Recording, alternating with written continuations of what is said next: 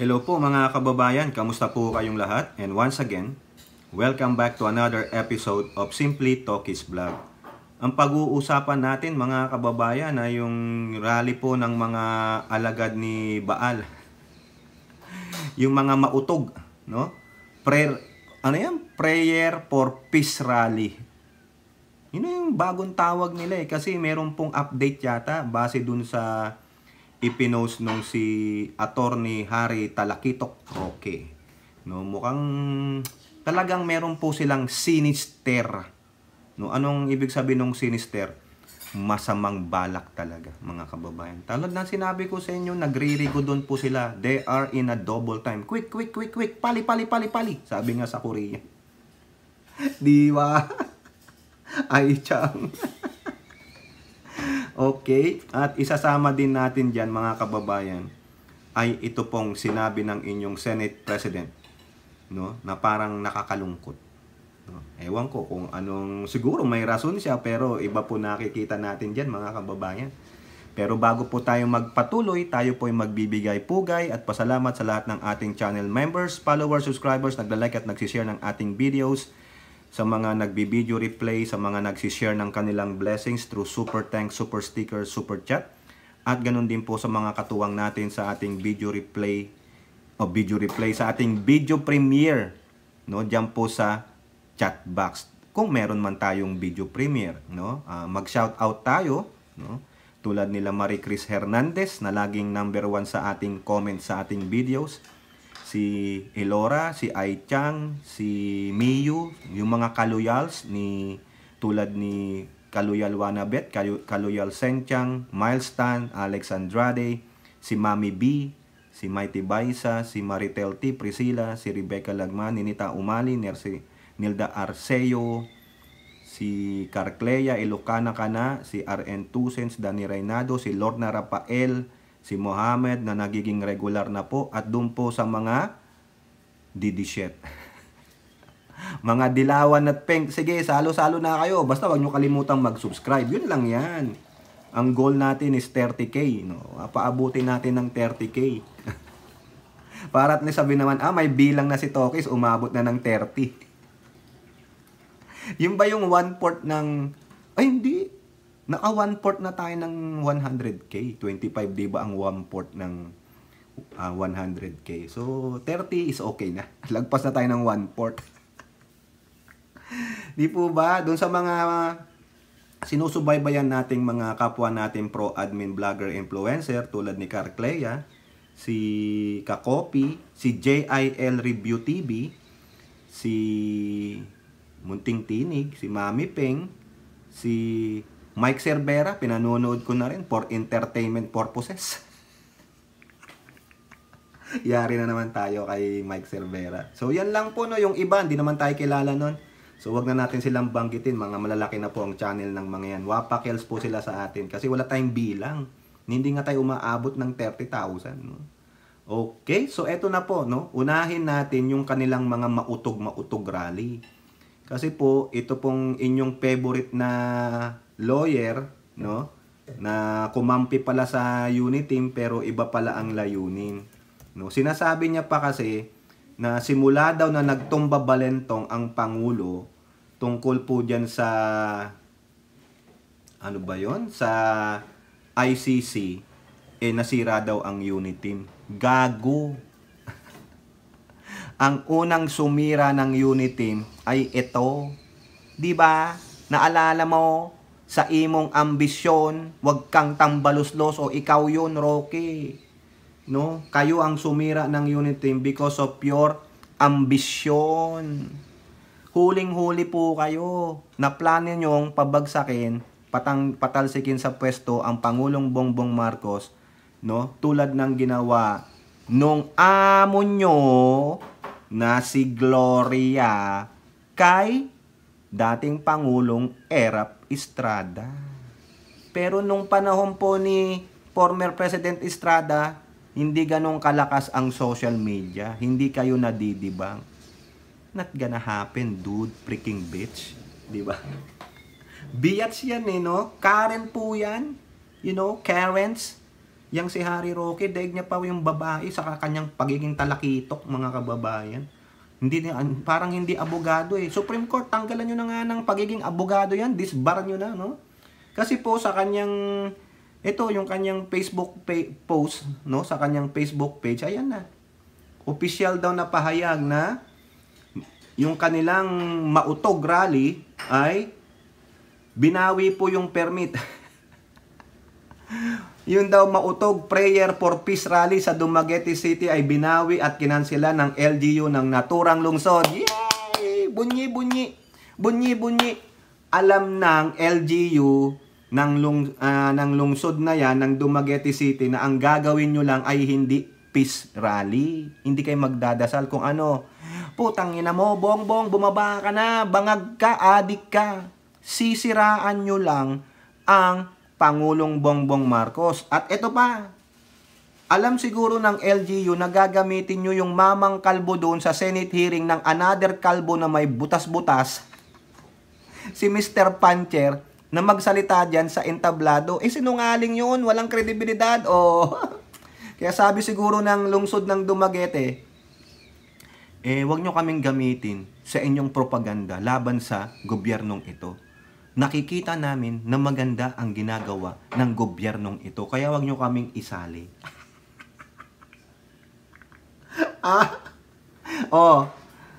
Ito daw, ang pangunahing dahilan ay kulang daw ang kanilang kapulisan para masiguro ang safety at kaayusan sa makaplanong pagtitipon na dadalohan ni Prime Minister ni Baal. So, yun yung dahilan na binigay sa kanila. Kulang ang kapulisan. Ha? Ito ang isang malinaw na isa na namang pangkana ito, may insinuation. Malinaw daw na pakana ito para pigilan ang prayer for peace rally kahit paman sa pakipagdialogo at pakipag-usap ng mga organizer kay City Mayor Remulyo kasama ang kanyang city administrator na si Ms. Lilani Ramon noong A4 ng taong ito. Ay matigas na giniit ng alkalde na ikinansela ang naibigay na permit. Dagdag nito, nag-advise pa na mag-reapply uli na wala namang kasigurang ma-approve at dadaan pa naman sa mahabang proseso. Ayan. Pero the insinuation is this, malinaw na isa na namang pakana ito. Ayun. Yun ang gusto nilang paratingin. Hindi yung dahilan ng lungsod ng Dumaguete City na kulang ang kanilang kapulisan para sa kaayusan ng rally. O diba? Kasi pag nagkagulo diyan, nagkasakitan, aksidente, sinong sisisihin? Di yung LGU at kapulisan. They cannot provide better safety for the civilians, for their citizens. O diba? Pero kay Roque, ayaw niyang tanggapin yun. Malinaw na isa na naman itong pakana. Anong ibig sabihin yan? Anong ibig sabihin? Sinong sinisisi? Ang Malacanang. Actually, ito, sa tingin ko po, siguro sa tingin din ng inyong mga kilalang mga vloggers and influencers, they are doing this intentionally. Kunwari, mag-a-apply kami dyan ng permit. Pero 1 or 2 days after sasabihin, ay hindi pinayagan, kinansela. Tulad nung sa mautog nilang rally diyan sa Bustos, Bulacan. 'Di ba? Nakita nyo ba nagtayo sila ng soundstage nila diyan? Buti daw sa Dumaguete may mga picture na kapag tayo na, talaga lang kinansela. Pero ito yan, system yan. Gawa yan ni Digong. Sabi nila magaling siyang tactician . Marami daw galit nung kinansela yung mautog rally doon sa Bustos.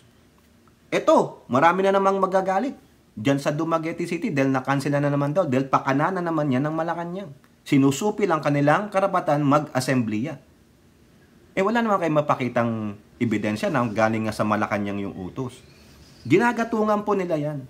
Kasi they are appealing to the majority of the Filipino na mag-rise up, magalit.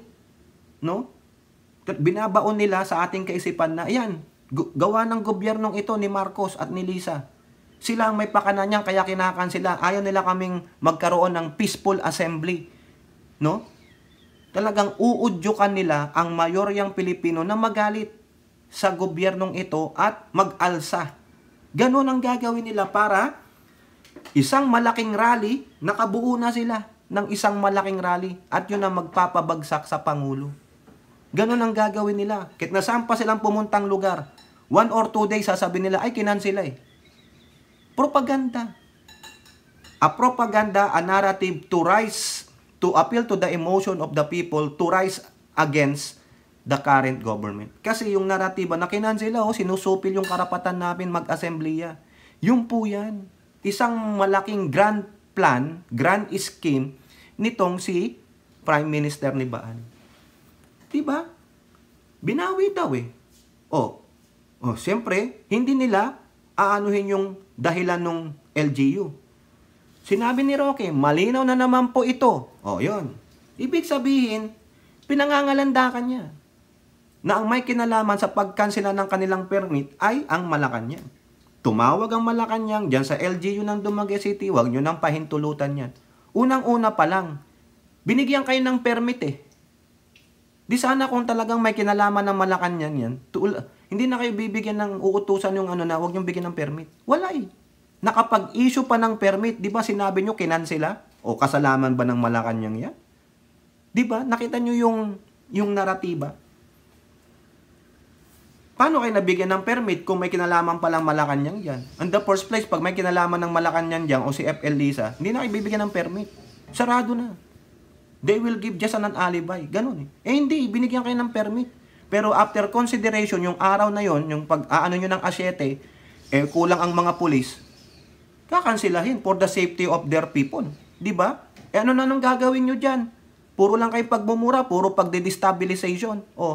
Diba hindi maganda? You are polluting the minds of the people to rise against this sitting government, this administration, para mapatalsik siya, bibigyan nyo ng naratibang bangag, pinupunta tayo sa gera, puro corruption, walang transparency, sumusupil ng karapatan. Ayun lang naman ang maririnig namin sa stage eh. And you are saying prayer? Are you really praying for peace? Hindi. It is not a prayer for peace. It is an act of destabilization to overthrow this sitting president for you to be able to sit the vice president who is a pro-China, tamilmil, itok-itok, para po magawa nila yung gusto nila. Kasi sabi ni Trillanes, lalabas na ang warrant of arrest sa mga players ng EJK ni Duterte ng late June or early July. Yan po yan, Rigo dun yan. At the same time, naninindigan ng Pangulo sa West Philippine Sea. At the same time, naglagak pa ng maraming EDCA sites. Mga anti-American yan eh. Pro-China sila eh. Kung ano po yung kagustuhan ng amo nilang inchik, yun ang i-advance nila. Di sana kung hindi sila pro-China, baka sila nagpa-interview sa mga Chinese disinformation newspaper. Why they are why they are talking against the EDCA? Why they are talking against the presence of the American soldiers? Why they cannot magbigay ng posisyon diyan sa pangbubuli, pangaharas ng mga Chinese Coast Guard, Maritime Militia vessels diyan sa West Philippine Sea sa ating resupply and supply mission? Wala. Pero pagdating sa mga kilos ng gobyerno, against sila. Pero pag sa kilos ng China na illegal diyan sa West Philippine Sea, wala silang masabi. So therefore, ano sila? Mga bayaran ng China.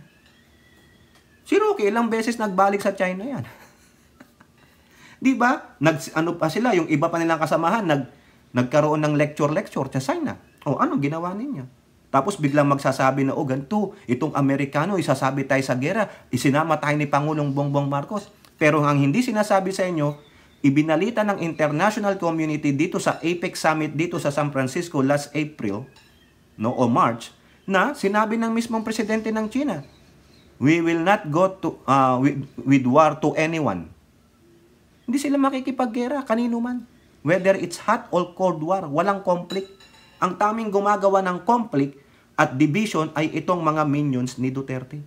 Kaya mabuti po yan. Congratulations dyan sa LGU ng Dumaguete City. Huwag nyo pong hayaan itong mga kampo ni Duterte na i-pollute ang inyong utak at inyong mga constituent dyan sa Dumaguete City. Live in peace. No? tayo dapat ang manalangin na magkaroon tayo ng kapayapaan, sumunod tayo sa ating gobyerno kasi ang gobyerno ng Marcos ay patuloy na naninilbihan ng tapat at maayos. Diba? O sige nga, magbigay kayo ng isang instance na nang gago na ang Pangulong Bongbong Marcos. Yung sinasabi nilang bangag. Nagdesisyon ba na bangag siya? Sumali pala yung desisyon niya na ipamigay ang mga lupa sa mga agrarian reform beneficiaries? Masama ba at mali ba? Bangag siya nung dinesisyonan niya magbigay ng mga tulong sa mga magsasaka? Sa mga apektado ng kalamidad? Ganon. Wala nga kayo mapakita. Sinasabi nyo lang, bangag siya dahil doon sa pre-operation report na questionable pa ng PIDEA. Na sinasabi mismo ng PIDEA na walang nag-e-exist na ganyan. Pero sinasabi nung Mamang Kalbo na pinaniwalaan ni The Puncher, totoo daw, authentic. Kasi sa butas daw ng Puncher. O, kaya dapat, kayo sa lahat ng official document na kukunin ninyo sa gobyerno, kailangan merong marka ng Puncher. Ha? Pag walang Puncher yan, hindi authentic, huwag niyong tanggapin. O pati passport ninyo, kung walang ng Puncher, hindi authentic. Di ba, Senator Bato, Puncher de la Rosa? Gago yung pag-uutak niyan. Ganyan po ang ginagawa nila. Disinformation campaign. Kaya nga po sabi ng DFA, ayan ang malaking kalaban natin. Ang mga Pilipinong ginagamit ng mga inchik para siraan ang ating bansa. Biruin nyo. Siraan mo ang sarili mong bansa. Ano ka? Salamat po sa gumawa ng cartoon na yan. O meme o whatever. Di po ba? Di ba, Roque? Sige nga, patunayan mo sa amin kung totoong makikipaggera ang China. Ha? Sila ba ang magsisimula ng gera? Sinabi na ng presidente mong si Xi Jinping, hindi. They want peace, they want economy, pera, ganon. Pero ikaw, sige, kasamahan mo dyan sa SMNI, sige, paninira. At tuwang-tuwa yung mga ibang Pinoy kasi sila ay mapanira. Divisive talaga. Hindi po kapayapaan pagkakaisa ang hatid nila ng mga Duterte. Puro po dibisyon at galit at paghihiganti yung mga gunggong na yan. Okay? So kayo, anong masasabi nyo dyan? Tama ba lang na ikansela ng Dumaguete City LGU, yang kanilang mautog rally? Prayer for peace rally daw. Tangina. Huwag nyo kaming ututin. Magdadasal kayo para sa kapayapaan.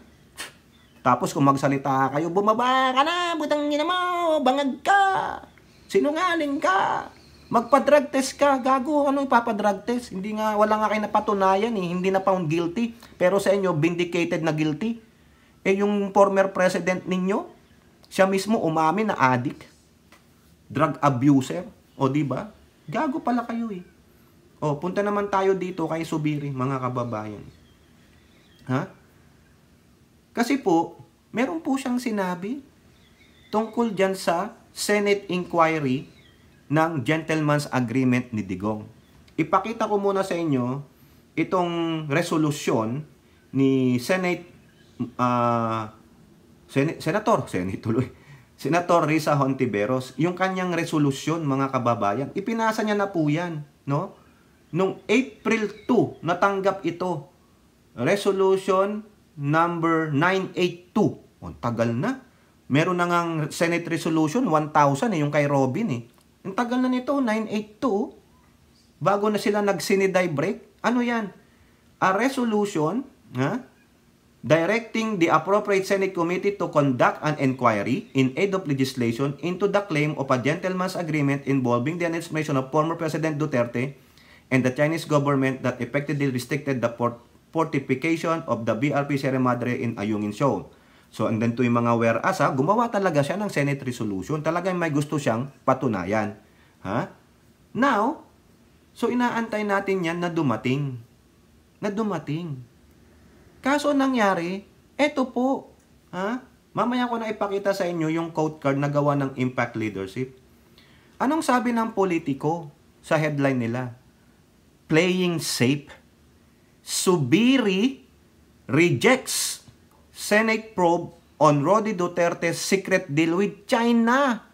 Yung pong resolution 982 na nire-request ni Hontiveros na magkaroon ng in aid of legislation sa kanyang inquiry, ni-reject po hindi po maiimbestigahan. Walang hearing kasi ni-reject ni Zubiri.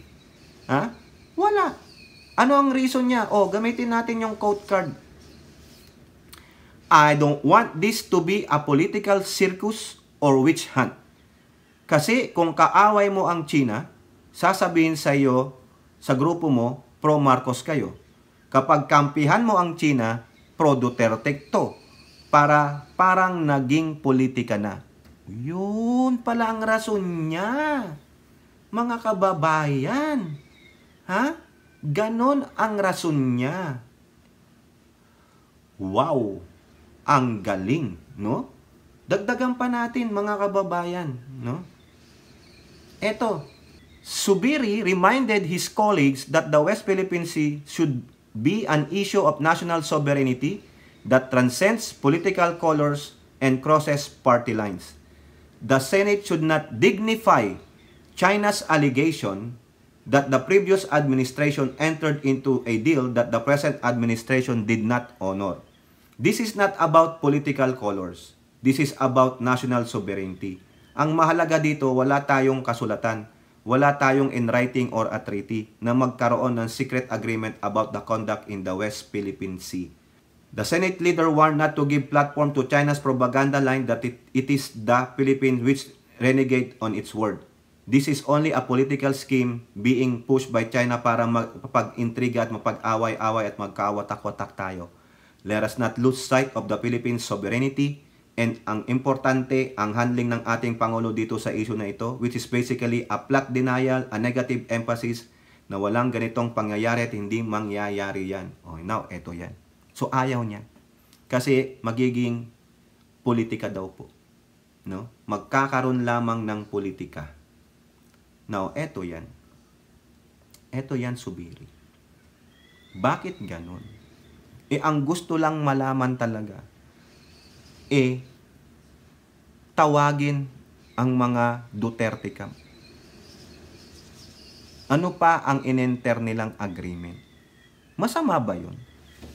Na malaman ng taong bayan sa mismong bibig ni Duterte at ng mga minions niya, sa kanilang bibig, aminin nila. Yung pinatutunayan ng China na mayroon silang temporary special agreement. Politika? Sigurado ka? Ito. Bakit ikaw pumayag ka sa isang tuta ni Duterte na senador, si Senator Pancher, na magkaroon ng hearing motu proprio, ginamit ni Bato yung kanyang powers, para mag-hearing sa isang questionable na pre-operation document na kung saan nandoon ang pangalan di umano ng ating presidenteng si President Bongbong Marcos Jr. Ang sabi niya, in aid of legislation, para malaman kung ano pang gawin nating batas para hindi na masiguro na masafe ang mga sikretong dokumento. Hindi sinabi doon na imbestigahan niya yung mga pangalan. Pero kalaunan, sinabi niya, kung merong lalabas na katotohanan, so be it. Bakit ganon? Hindi rin ba politika yun? Anong napalabas ni Bato? Wala. Kundi ang dikdikin lamang ang Pangulo kasi yun ang sinasabi nung luka-lukang pathological liar na vlogger dito at yung mamang kalbong resource person na very questionable ang kredibilidad. Di ba? Ganon ang pananaw mo, Zubiri? Ano ka? Kayo mga kababayan, anong masasabi nyo dyan? Ha? Anong masasabi ninyo? Sa palagay nyo, Persia? Ano siya? Sinong pinoprotektahan niya? Di ba? Parehong Mindanao yan. Baka naman, baka lang, nagkausap na. Na pag ako naupo, ikaw pa rin. Di ba? Hinayaan niya si Bato. Ni si Bato, hindi niya pinotektahan ng presidente nung sinabi nung mamang kalbo na walang ibang makakapagpapatay sa kanya kundi ang presidente lamang.